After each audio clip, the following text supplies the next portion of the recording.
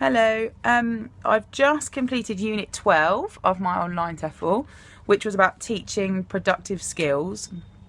Mainly looking at writing and reading and creative speaking. So it actually used an example of fairy tale stories. So it was looking at fairy tales that we already know, and part of their activities or one of the activities that they needed to do was create their own.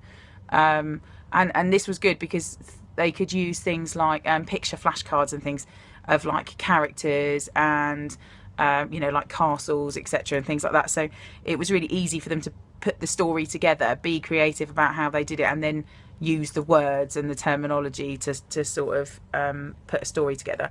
And obviously the reading side of that came from the fact that they already knew these sort of fairy tales, or everybody knew a fairy tale. Everybody sort of knew similar ones,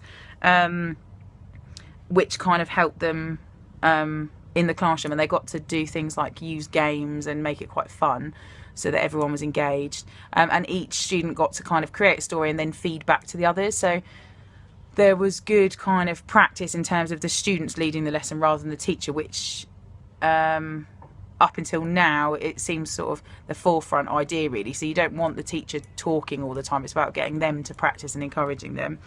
I struggled a little bit with the order of things in terms of how to engage them, when the study session part of the sessions come in and things like that, because there was quite a lot of content, so there were lots of games and lots of activities. So one thing I'd suggest about this is just be clear about when you're engaging, when they're studying, and when you're activating what you've just taught them. But once you kind of have a grasp of that, it's fairly straightforward, and that becomes clear in the unit test at the end. So yeah, really positive, and again really useful.